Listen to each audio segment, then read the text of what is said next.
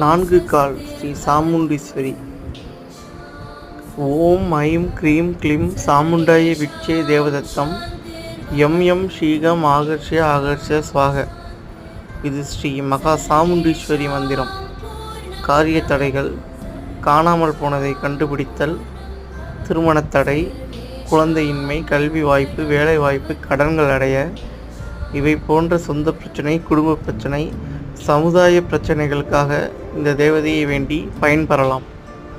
சிவாய நம.